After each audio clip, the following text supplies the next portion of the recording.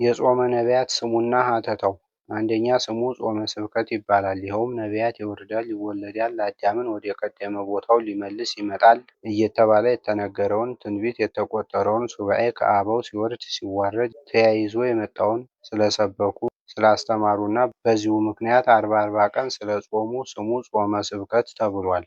ሁለተኛ ጿሚዎቹ ነቢያት ስለሆኑ በጿሚዎቹ ስም ጾመ ነቢያት ተብሏል። ሶስተኛ ጾሙ የሚፈጸምበት ማለትም የሚፈሰክበት የገና ዕለት የልደት ዕለት ስለሆነ ጾመ ስብከተ ገና ወይም ጾመ ልደት ተብሏል። አራተኛ ጾመ ድንግል ማርያም ተብሏል። ይህንኑ ሲያትቱ ጌታን ከመውለዷ አስቀድሞ የጾመችው መሆኑን በፍትሐ ነገሥት ትርጓሜ ላይ ያትታሉ።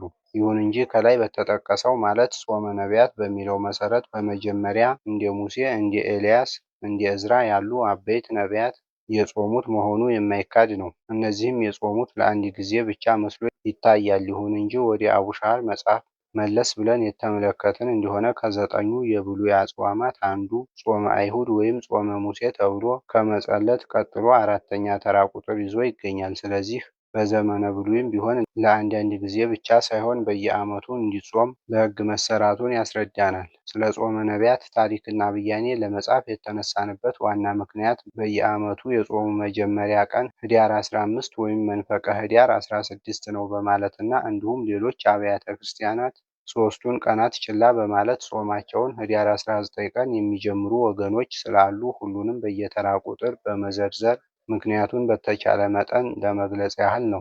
አራተኛ ኅዳር 19 ቀን ጀምረው ታኅሳስ 29 ቀን የሚፈጽሙ ሌሎች አብያተ ክርስቲያናት ይገኛሉ የተባሉት ወገኖች ስንክሳር ከመጻፉ ማለት ከአረብኛ ወደ ግዕዝ ቋንቋ ከመመለሱ አስቀድሞ ሲሰራበት የነበረውን አዋጅ የሚከተሉ ናቸው። ይህም ሲቆጠር ልክ 40 ቀን ብቻ ይሆናል። ይኸውም ወበዛቲ ዕለት ጥንተ ጾመ ስብከተ ልደቱ ለእግዚእነ ኢየሱስ ክርስቶስ ሎቱ ስብሐት ዘሰርዑ ለክርስቲያን ያዕቆባውያን ባለው ይታወቃል።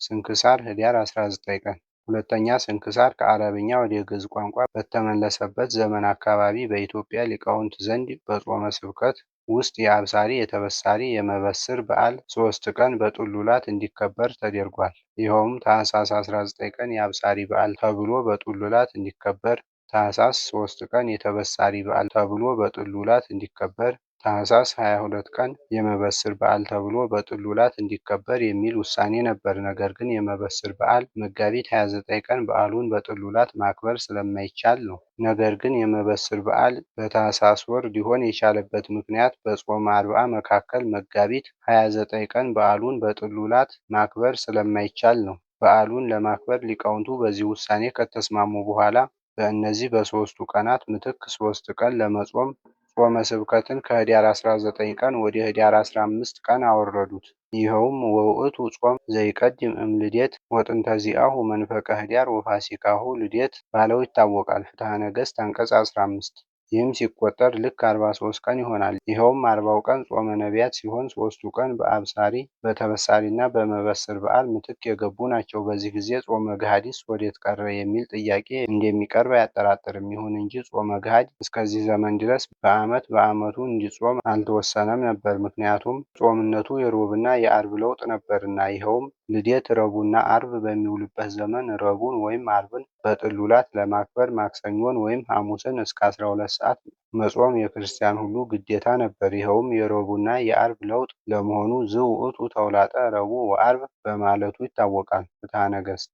መጽሐፈ ስንክሳር ከአረብኛ ወደ ግዕዝ ቋንቋ ተስተካክሎ ከተመለሰ በኋላ በተጻፈው ስንክሳር ግን የኢትዮጵያ ሊቃውንት ጾመ ገሃድ የረቡዕና የአርብ ለውጥ መሆኑ ቀርቶ በየዓመቱ የልደት ዋዜማና የጥምቀት ዋዜማ በአዋጅ ሰኞም ማክሰኞም ቅዳሜም እሑድም ቢውል ጾመ ገሃድ ተብሎ እንዲጾም ስለወሰኑ ከኅዳር 15 ቀን ጀምሮ እስከ ታኅሳስ 29 ቀን ድረስ ይጾማል። ይኸውም ወበዛቲ ዕለት ከአበ ጥንተ ጾም ስብከተ ገና ልደቱ ለእግዚእነ ኢየሱስ ክርስቶስ ሎቱ ስብሐት ዘሰርዑ ለክርስቲያን ያዕቆባውያን ባለው ይታወቃል። ይኸውም ሲቆጠር ልክ 44 ቀን ይሆናል።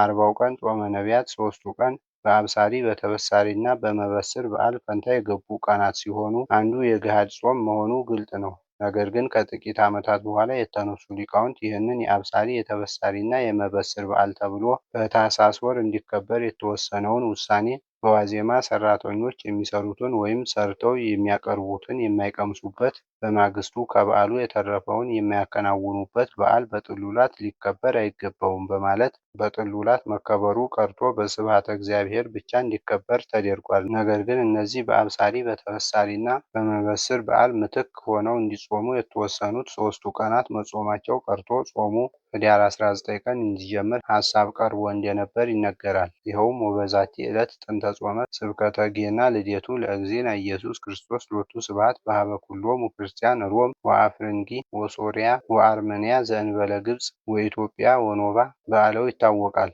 ስንክሳር ኅዳር 19 ቀን። ስለዚህ ከዚህ በላይ የተጠቀሱትን ማለት የአብሳሪ፣ የተበሳሪ፣ የመበስር በዓል ተብለው እንዲከበሩ የተደረጉት ቀኖች በመጨረሻ ጾመ አብርሃም ሶርያዊ ተብለው ከጾመ ነቢያት ጋር አብረው እንዲጾሙ ተደርጓል። ይኸውም አቡሻህር ጾመ ሕርቃልን ከጾመ አርባ ጋር እንዲጾም ሊቃውንት የተስማሙበት ለመሆኑ ወአስተላጸቅዎ ለጾመ ሕርቃል ምስለ ጾመ አርባ ቅድስት ሲል እንደገለጸው ሁሉ ይህንንም ወአስተላጸቅዎ ለጾመ አብርሃም ሶርያዊ ምስለ ጾመ ነቢያት ሲል ጠቅሶ ወስዶታል።